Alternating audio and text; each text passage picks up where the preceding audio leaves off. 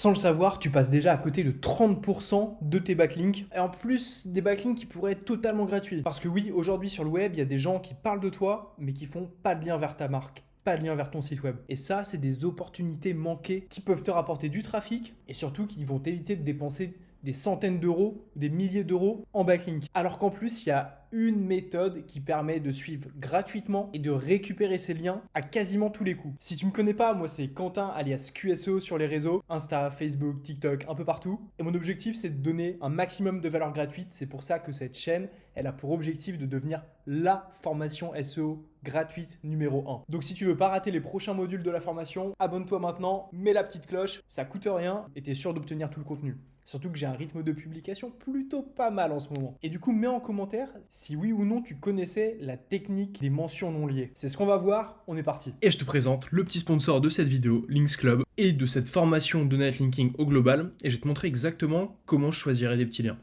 Donc, je vais sur Links Club. En plus, quand tu t'inscris avec mon lien en description, tu vas avoir un solde de 30 € directement, sans rien payer, sans mettre d'argent, sans mettre ta carte, et ça c'est cool. Ensuite, hop, je vais aller mettre mon petit site web, donc là j'ai mis QSO. On va aller choisir dans les thématiques, donc dans mon cas, soit je vais prendre business entreprise, qui peut être intéressant, soit je vais prendre web, agence et SEO, soit je vais prendre, vu que je suis placé à Paris, s'il y a petite région Île-de-France ici.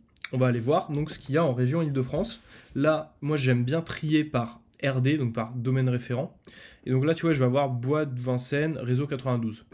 On va dire que c'est pas ce que j'ai envie de faire là dans un premier temps. Hop, on va aller sur Web et SEO Agence. Et donc là, prix à partir de 10 €. Je vais encore une fois, hop, filtrer. Donc là, j'ai des sites à partir de 10 €. 48 RD pour celui-ci. Là, c'est un nouveau site 27 RD. En fait, bah là, tu vois, je vais dépenser sur ces trois-là, tout simplement, vu qu'ils ont le plus de RD et qui me paraissent les plus intéressants directement. On regarde un petit peu les autres métriques, même si là, ils n'ont pas de DA et de DR. En fait, on va peut-être se dire, ok, bah, je vais prendre celui-ci, celui-là et celui-là, au final. Faustine illustration, ça peut être pas mal.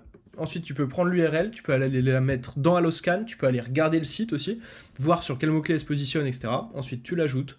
Et là, moi, ce que j'aime bien faire, c'est mettre donc mon URL, mon encre, et j'aime bien fournir le texte directement. Pourquoi ? Parce que ça me permet de garder la qualité du contenu, et plutôt que de faire potentiellement 500 mots ou d'être facturé un peu plus pour du 2000 mots, bah, moi, je vais aller faire mon article 2500 mots directement avec mes process de rédaction IA. Et à partir de là, bah en fait, j'ai un backlink qui va être super quali, potentiellement qui va même pouvoir se positionner vu que je vais travailler l'intention de recherche, etc. Et en fait, bah, je t'invite à reproduire exactement ce process-là avec tes 30 € de backlink offerts quand tu t'inscris via mon lien directement en description de la vidéo. Que demander de plus ? Cette petite technique, elle a pour objectif de récupérer toutes les mentions de ta marque sur le web qui n'ont pas de lien, tout simplement. C'est ce qu'on va voir. Une mention non liée, donc c'est une référence à ta marque, produit, dirigeant, quelque chose qui est en rapport à toi directement, mais sans lien hypertexte. Donc en fait, ils n'ont pas mis de backlink, mais ils t'ont mentionné. Je te donne un petit exemple, tu vois, on parle dans cet article de Vita Naturel, nanana, mais il n'y a aucun lien vers le site. Alors qu'en fait, bah, tu pourrais avoir un backlink sur ton nom de marque, et c'est toujours ça de prix. C'est de la crédibilité, de la confiance en plus, aux yeux de Google, aux yeux des utilisateurs, et c'est potentiellement du trafic en plus qui redirige vers ton site directement. L'importance pour le SEO, c'est qu'il faut en moyenne 3,8 fois plus de backlinks pour être en position 1 que pour les positions 2 à 10. Après les dernières estimations, le premier résultat sur Google en SEO, et du coup aux States actuellement avec AI Overviews, etc., il capte 27% du trafic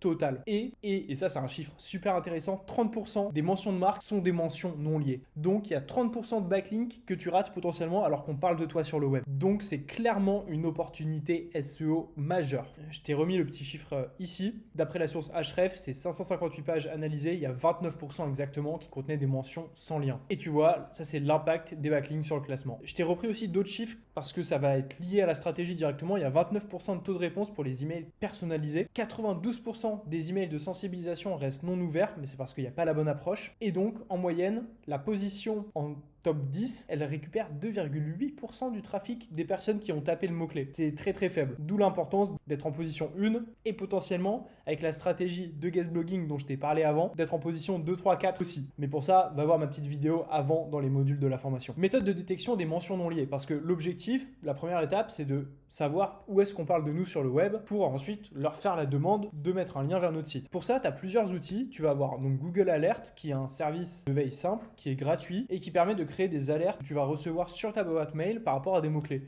Donc par exemple, dans mon cas, j'ai mis, et je l'ai montré dans une des vidéos précédentes, QSEO, compte à Saburo, etc., etc. Donc tout ce qui va être lié directement à mon activité, à ma marque sur le web. Tu peux mettre aussi sur des mots-clés, mais fais une alerte spécifique sur un autre email. Par exemple, si tu veux avoir une alerte sur SEO, mets une autre alerte un peu différente, parce que sinon tu vas être spammé de plein d'emails sur ta boîte mail qui sont moins importantes. Là, celle sur mon nom de marque, QSEO, QSSEO, ou mets arrobase aussi, arrobase Instagram, QSSEO, etc., etc. Bah, tout ça, comme potentiellement il y a des gens qui peuvent le mentionner sur leur site web, etc., il faut que je sois informé pour moi aller les voir, les contacter et leur demander de mettre un lien vers mon site web qui arrive bientôt.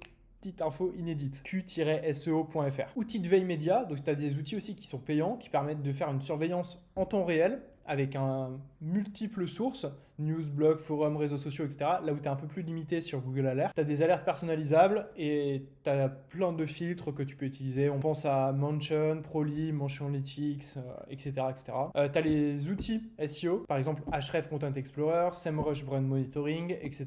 Je te recommande pas forcément dans un premier temps, sauf si ta marque est déjà très avancée, mais sinon ça ne vaudra pas le coup de dépenser de l'argent là-dedans. Et ensuite, tu peux utiliser les petites commandes simples de Google. Recherche avancée en tapant entre guillemets ton nom de marque ou ton nom à toi, ton nom personnel aussi, parce que si ça se trouve, parfois ils vont dire un tel cofondateur et en fait ils mettent pas forcément le nom de marque ou alors ils se trompent dans le nom de marque, dans l'écriture aussi ça arrive. Donc mets à la fois sur toi ta personne et sur directement ton nom de marque et après tu peux taper site de point ton nom de marque et après tu vois tu peux le faire donc avec moins site votre marque pour savoir quand est-ce que ta marque est tapée et qu'il n'y a pas de lien vers ta marque. C'est assez intéressant de l'avoir comme ça. Et juste tape ça déjà et tu verras où est-ce que tu es mentionné sur le web. Ensuite, quoi surveiller exactement? À la fois tes noms de marque, ce que je disais.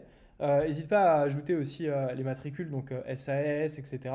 Tes marques secondaires si tu en as. Tes produits, tes services. Si tu as des noms de produits spécifiques, rien qu'à toi, n'hésite pas à les suivre. N'hésite pas à prendre, c'est ce que je te disais juste avant, il y en a qui tapent mal. Par exemple, dans mon ancienne boîte, ils mettaient des majuscules parce que c'était en plusieurs mots composés, ils mettaient des majuscules à chaque fois, ce qui n'est pas le cas, ou alors ils peuvent oublier une lettre, etc. Donc n'hésite pas à mettre aussi à suivre des alternatives orthographiques de ta marque. Le nom de tes dirigeants fondateurs, obligatoire. Ça, c'est trop important parce que parfois on va mentionner la personne et pas la marque. Est-ce que tu as publié des contenus originaux? Ça c'est très cool aussi pour tout ce qui est en rapport à tes guides, à tout ce qu'on a vu juste avant, donc ton guest blogging, ta technique skyscraping, ton link baiting, etc. Si tu as créé du très bon contenu sur internet qui a un nom spécifique, n'hésite pas à suivre aussi qu'il ne soit pas utilisé sans qu'il y ait de lien. Parce qu'il y a des petits filous qui font ça, mais techniquement ils devraient mettre un lien vers ton contenu. Pas simplement le citer en texte. Pareil, si tu as des noms de conférences, noms de projets, etc., n'hésite pas à les mettre. Et toutes les entités qui sont liées, donc c'est ce que je te disais, des hashtags, des arrobases aussi sur tes différents réseaux si tu as des noms un petit peu différents. Tout ce qui peut être lié directement à ta marque et qui pourrait être mentionné en fait sur le web, pense à le suivre, à faire une veille dessus. Et crée une liste exhaustive. C'est super important. Et ensuite, on passe à la deuxième partie, donc comment contacter ces personnes-là. Technique de contact efficace. Tu vas avoir trouvé tous les sites sur lesquels on parle de toi. Ton objectif, c'est d'identifier le contact. Pour ça, tu vas rechercher l'auteur ou l'autrice de l'article. Tu vas trouver le contact potentiellement du webmaster, etc. Pour ça, tu peux utiliser hunter.io directement en extension sur tes sites web. Tu peux utiliser sinon, si tu as le nom de la personne, aller sur LinkedIn et utiliser Lusha ou Human Linker pour récupérer à la fois numéro de téléphone et ou adresse email. Et même, tu peux les contacter, tu peux engager la discussion directement en message sur LinkedIn. Ensuite, rédiger un mail personnalisé et ou un message LinkedIn et ou, si c'est un influenceur, un message sur Instagram, etc., etc. Moi, par exemple, je réponds beaucoup sur Instagram. Donc, en fait, sur mon site, on pourrait me contacter directement sur Instagram aussi. N'hésite pas donc à faire un objet clair, mais un objet aussi qui va être percutant, qui va être ouvert. Donc, parce que proposition d'ajout de lien, c'est bien. Mais en fait, la personne, elle est peut-être pas SEO non plus. Donc, il faudrait peut-être faire du mail avec un objet plus putaclic. Vous avez parlé de nous sans notre consentement. Par exemple, vous mentionnez nom de marque sans notre consentement. Et là, tu es sûr que le mail, il est ouvert. Mentionnez donc là, après, accroche personnalisée, mentionnez l'article précisément. Tu peux, et ou le nom de la marque, rappeler la mention de votre marque, etc. Expliquer la proposition de valeur. Et en soi, c'est plutôt pourquoi ils doivent vous citer dans ce sens-là. Parce qu'ils ont utilisé votre contenu et où ils vous ont cité bah dites-leur qu'en fait ça serait cool d'avoir un lien parce que eux ils ont une vraie autorité, qu'ils nous mentionnent et ça permettrait aussi à leurs internautes d'aller découvrir le site, la proposition de valeur que nous on a, etc. etc. Formuler la demande poliment, évidemment, ça paraît logique et relancer avec tact. N'hésitez pas à faire une automatisation aussi avec simplement mail, envoi d'un mail qu'on tag sur Gmail tout simplement et en fait on met un délai et après on va recontacter X jours plus tard par exemple avec un autre mail en mode relance tac tac tac, relance, mise en demeure, tu vois, par exemple. Un truc. Parfois, il faut être agressif juste pour l'ouverture du mail. Il va un peu flipper, et après, en fait, dans ton mail, tu vas être cool. Il n'y a pas de souci avec ça. Mais en tout cas, tu es sûr que ton mail est ouvert. Et si ton mail est ouvert, il lira au moins les 2-3 premières lignes. Donc là, à toi d'être percutant et d'apporter ce que tu veux comme message. Exemple de courriel type article sur le marketing digital, proposition de lien pour faciliter l'accès et où utilise le plus agressif comme je te le disais, mais tout le monde ne veut pas forcément être agressif comme moi je le serais, toi de voir, mais fais en sorte que ton mail il soit ouvert en tout cas. Accroche personnalisée, j'ai lu avec beaucoup d'intérêt, donc ça dépend de comment tu veux le tourner aussi. Si tu es ravi et si c'est un site qui a beaucoup d'autorité, tu vas peut-être plus le tourner comme ça en effet. C'est vraiment cool votre site, vous nous mentionnez, Est-ce que vous ne voudriez pas ajouter notre lien? Ça permettrait aux utilisateurs de trouver plus de contenu par rapport à ça. Et voilà. Et si c'est que nom de marque, n'hésite pas à leur demander un lien vers ta homepage. Par contre, s'ils citent une de tes pages, bah là, lien vers la page. Les ressources directement associées. N'hésite pas à remercier, etc. Bon, ça, c'est dans la base même des échanges cordiaux et des relations. Automatisation et organisation du suivi. Détection des mentions, donc on crée les alertes. Organisation dans un CRM, un tableur. À partir de là, on fait la outreach, donc on envoie l'email. On suit les réponses. Est-ce qu'on a des ouvertures ou pas? Tous les outils de mailing comme Brevo, etc. permettent de savoir si tes emails sont ouverts ou pas. À partir de là, tu fais des relances et ou pas forcément s'ils ont déjà répondu. Ils convertissent en lien et toi, tu vérifies le backlink. Ça, tu peux utiliser pas mal de CRM spécialisés, donc BuzzStream, Pitchbox, historique des échanges, gestion des contacts, etc. N'hésite pas à utiliser Google Sheet. Une automatisation Google Sheet plus Gmail, ça marche trop bien. En tout cas, moi, c'est ce que j'utilise, ça marche trop bien. Les extensions de prospection, donc Snowvio, Buzzmaker, Hunter.io, Chat, HumanLinker, etc. pour extraire les emails et récupérer donc les contacts. Alerte automatique, donc avec les outils que je t'ai montré tout à l'heure. Et monitoring de backlink, Majestic, Href, Google Search Console aussi, tout en bas à gauche, tu vas voir lien. Et tu peux voir les liens depuis les domaines que Google donc, perçoit. Et ça te permet d'organiser ton workflow et d'avoir un process qui tourne bien et super facilement et qui te récupère des backlinks en fait tous les mois. Les petites erreurs à éviter, email générique, donc mal ciblé, évidemment. En fait, tu auras un faible taux d'ouverture ou tu auras un faible taux de conversion, donc ça c'est pas bon. Patrice stéréotypée, votre blog est incroyable, etc.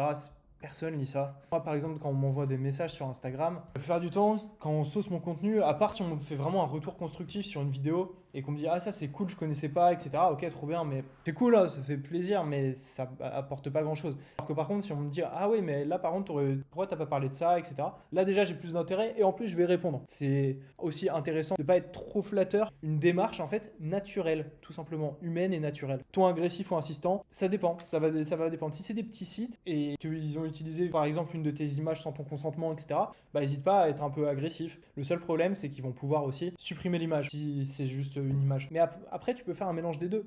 Tu fais un mail, mise en demeure, etc. Et après, tu dis, vous avez utilisé notre contenu. Alors franchement, ça nous fait grave plaisir. On ne va pas vous mettre en demeure pour si peu. Mais par contre, est-ce que vous pourriez nous faire un backlink? Et là, en fait, tu changes de ton et potentiellement, ça passe mieux aussi. Et en fait, tu leur dis explicitement, tu peux leur dire explicitement que c'était pour qu'ils ouvrent ton mail. Et ils vont se dire, ah oui, c'était malin. Moi, en tout cas, on me fait ça. Et souvent, ça m'arrive souvent d'ouvrir des messages Instagram qui sont bons. La première phrase, elle me choque. Et je suis là, quoi? J'ouvre. Et là, je vois que c'est de la promotion pour un truc nul. Et je fais, ok, bon, tant pis. Mais par contre, ils m'ont eu parce que je suis un humain avant tout et ils m'ont eu avec leur première phrase.